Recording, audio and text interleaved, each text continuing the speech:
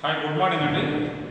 Last క్లాస్లో ప్లాసీ యుద్ధం గురించి చర్చించుకున్నాం. ప్లాసీ యుద్ధం ముందు జరిగిన సంఘటనలో మనకి కలకత్తా చీకటి గది ఉదంతం బిట్ అని ఇంపార్టెంట్ బిట్ అది.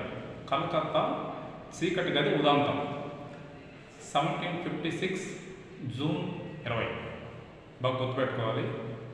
దీంట్లో కొంతమంది చనిపోయారు. దాన్ని బ్లాక్ హోల్ ట్రాజడీ అని అన్నారు. ఈ కలకత్తా చీకటి గది ఉదంతమే ప్లాసీ యుద్ధం ప్రారంభమవడానికి ప్రధాన కారణం. ఇంతకీ ప్లాసీ అనే పేరు ఎలా వచ్చింది సార్ చూడాలి. 1757 June 23 year, month, date 3 important. ఖచ్చితంగా చాలా ఎగ్జామ్స్లో రిపీట్ అయిన పెట్టారు. సో ఈ డేట్ ఈ సంవత్సరానికి ఒక లాజిక్ చూడండి. 1757 ప్లాసీ యుద్ధం, 1857 సిపాయిల తిరుగుబాటు, 1937 భారతదేశంలో సంఘటన, 1947 భారతదేశం స్వాతంత్రం, 1498 భారతదేశం బ్రిటిష్ వాళ్ళు రాక. సో ఎట్లా ఉందో చూడండి. ఇయర్స్ 7 క్లాస్ చూడండి. సో ఇక్కడ వస్తే దీన్ని తిరిగేస్తే మనకు స్వాతంత్రం, దీన్ని తిరిగేస్తే మనకు స్వాతంత్రం. సో ఇలా అంటే ఈ 7 బాగా ప్రత్యేకత ఉంది భారతదేశ చరిత్రలో. అందులో మనకి ఈ ప్లాసీ యుద్ధం జరిగింది. ప్లాసీ యుద్ధం జరగడానికి ముందు ప్లాసీ అంటే ఏంటి? ప్లాసీ యుద్ధం, ప్లాసీ అంటే ఏమిటి? ప్లాసీ అంటే ఏమిటి అంటే ఏం కదండి. ప్లాసీ అంటే పలాస, ఒక ప్రాంతం, ఒక చెట్టు పేరు. పలాస ఒక చెట్టు పేరు. అది బెంగాల్లో ఉంటుంది. అది బెంగాల్లో ఉంటుంది. ఆ పలాస అనే పేరు మీదని మనకు ఈ ప్లాసీ అని వచ్చింది. ఈ ప్లాసీ పలాసతో మనకు వచ్చేది. సో ఇంతకీ ఈ ప్లాసీ యుద్ధంలో జరగడానికి దోహదం చేసిన అంశాలు ఏంటో ఒకసారి చూద్దాం. సిరాజుద్దౌలా చక్రవర్తి అయిన తర్వాత కలకత్తాని ఆక్రమించుకున్నాడు, అంటే ఆ బెంగాల్ ప్రాంతాన్ని. దానికి ఆలీనగర్ అని పేరు పెట్టాడు. ఆలీనగర్ అని పేరు పెట్టాడు. సో బ్రిటిష్ వాళ్ళకు నచ్చలేదు. దస్తకులు, మేము లాస్ట్ క్లాస్లో చెప్పుకున్నాం, దస్తకులు అని లాస్ట్ క్లాస్లో చెప్పుకున్నాం. దాన్ని దుర్వినియోగం చేశారు బ్రిటిష్ వాళ్ళు. సో ఇది నచ్చక సిరాజుద్దౌలా ఏం చేశారంటే ఐరోపా వాళ్ళ మీద కఠిన చర్యలు తీసుకున్నాడు.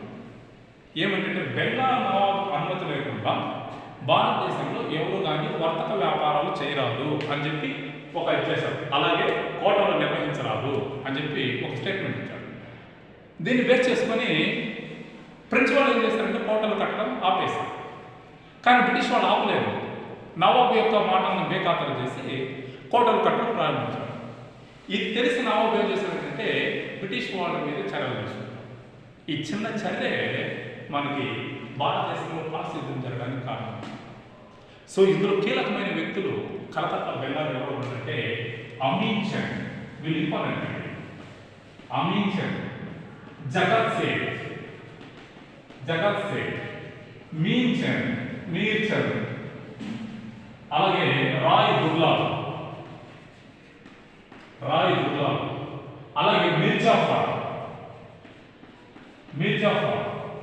వీళ్ళు కీలకమైన వ్యక్తులు. ఈ మీర్జాఫర్ అనే వ్యక్తి సిరాజుద్దౌలా సైన్య అధికారి. మీర్జాఫర్ అనే వ్యక్తి సిరాజుద్దౌలా సైన్య అధికారి. వరుసకు బామర్ అవుతాడు సిరాజుద్దౌలాకి.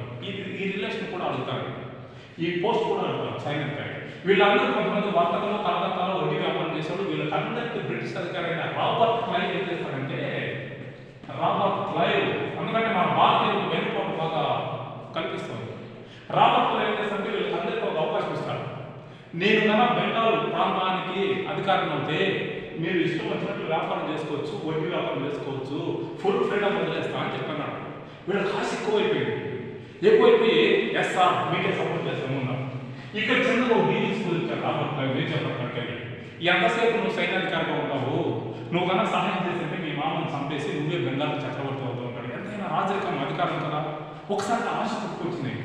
ఎస్, నేను మీకు సపోర్ట్ చేస్తాను సార్. ఇలా కుట్రలు కొన్నాడు రాబర్ట్ క్లైవ్. అందుకని బెంగాల్ జాకర్ అంటారు రాబర్ట్ క్లైవ్. ఒక బిడ్డది బెంగాల్ జాకర్ అంటారు. అంటే బెంగాల్ గుంటనక్క అని ఎవరిని అంటారంటే రాబర్ట్ క్లైవ్ ఒక కుట్ర కొన్నాడు.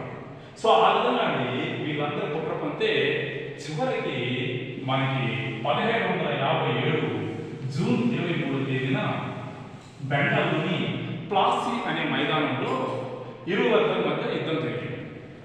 ఎవరు ఇరు వర్గాలు? ఒకరు సిరాజ్ ఉద్దౌలా వర్సెస్ బ్రిటిష్. ఇందులో రాబర్ట్ బ్రిటిష్. ఇలాంటి సందర్భంలోనే ఈ యుద్ధం జరిగే ముందు ఫ్రెంచ్ వాళ్ళ ఆధీనమైన చంద్రనహాల్ అనే ప్రాంతాన్ని బ్రిటిష్ వాళ్ళు ఆక్రమించుకుంటే అప్పుడు ఫ్రెంచ్ వాళ్ళు పరిగెత్తుకెళ్ళి సిరాజుద్దౌలా నవాబ్ చెప్పారు, నేను చూడండి మీరు చెప్తే మేము యుద్ధం ఆపేశాం కదా, ఎలాంటి పని చేయలేదు, కానీ బ్రిటిష్ వాళ్ళు వచ్చి మా ప్రాంతాన్ని ఆక్రమించుకున్నారు అని చెప్పంటే ఎప్పుడే సిరాజుద్దౌలా బ్రిటిష్ సైన్యాన్ని వారిస్తాడు. దీంతో బ్రిటిష్ సైన్యం బేఖాతరు చేస్తారు. ఇలాంటి సందర్భంలో ఒకవైపు ఫ్రెంచ్ సైన్యము మరి ఫ్రెంచ్ సైన్యము సిరాజుద్దౌలా ఒకవైపు, బ్రిటిష్ సైన్యం మరొకవైపు, ఇద్దరు వర్గాలు కలిగారు. ఈ ఇద్దరు వర్గాలు రెండు వర్గాలు చేరి 1757 జూన్ 23 తేదీన ప్లాసీ కాదు యుద్ధం స్టార్ట్ అయింది. కానీ ఇక్కడ కుట్ర జరిగిందనేది సిరాజుద్దౌలా కనిపెట్టలేకపోయాడు.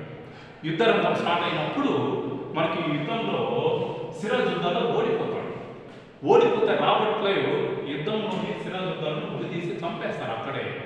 అమ్మడే సిరాజుద్దౌలా తర్వాత బెంగాల్ నవాబు ఎవరవుతారంటే మీర్ జాఫర్ బెంగాల్ నవాబు అవుతారు.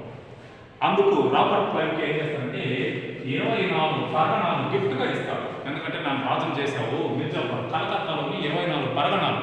పరగణ అంటే జిల్లాలు, గుర్తుపెట్టుకోవాలండి. ఈ బిట్ అడుగుతుంటారండి. బ్రిటిష్ కాలంలో పరగణాలని ఆధునిక కాలంలో ఏ పేరుతో పిలుస్తారు? ఆప్షన్ ఏ మండలాలు, ఆప్షన్ బి రాష్ట్రాలు, ఆప్షన్ డి కేంద్రాలు, ఆప్షన్ డి జిల్లాలు. సో గుర్తుపెట్టుకోండి, పరగణ అంటే జిల్లాలు. అలాగే 177 లక్షల అమౌంట్ ఇచ్చారు. చూడండి రాబర్ట్ క్లైవ్కి ఎంత ఆదాయం కలిసి వస్తుంది. జస్ట్ ఒక చిన్న డీల్ కుదిరించిందండి. ఈ సందర్భంలో మీర్ జాఫర్ ఏం చేస్తారంటే రాజధాని ఒక బిట్ అండి. ప్లాసీ యుద్ధం జరుగుతున్నప్పుడు బెంగాల్ రాజధాని ఏది? ఇది ఒక బిట్ అండి. మనకు అడిగారు, ప్లాసీ యుద్ధం జరుగుతున్నప్పుడు బెంగాల్ రాజధాని ఏది? బెంగాల్ రాజధాని ఏది అని ఒక కాన్సెప్ట్. ప్లాసీ యుద్ధం జరిగినప్పుడు బెంగాల్ రాజధాని ముర్షిదాబాద్. మరి ఈ బెంగాల్ రాజధాని ముర్షిదాబాద్ నుంచి మీర్ జాఫర్ ఎక్కడికి మార్చారు? ఇది కూడా పెట్టండి. బెంగాల్ రాజధాని ముర్షిదాబాద్ ముర్షిదాబాద్ నుంచి ఎక్కడికి మార్చారు మీర్ జాఫర్ అంటే మీర్ జాఫర్ మంగీర్ అనే ప్రాంతానికి మార్చారు. ఈ సభకు ఇంపార్టెంట్ పెట్టండి. మంగీర్ అనే ప్రాంతాన్ని మార్చారు. అక్కడ నుంచి ముర్షిదాబాద్ నుంచి ఈయన చలాయించడం అనేది జరుగుతుంది. సో ఈ విధంగా అనేది ప్లాసీ యుద్ధం జరిగింది. ఈ ప్లాసీ యుద్ధం యొక్క ఫలితాలు, దాని యొక్క ప్రభావం భారతదేశంలో ఎలా ఉందనేది నెక్స్ట్ వీడియోలో కలుస్తున్నాం. వీడియో చూస్తున్న వాళ్ళు ఒకసారి లైక్ చేయండి, సబ్స్క్రైబ్ చేయండి, అలాగే కామెంట్ చేయండి.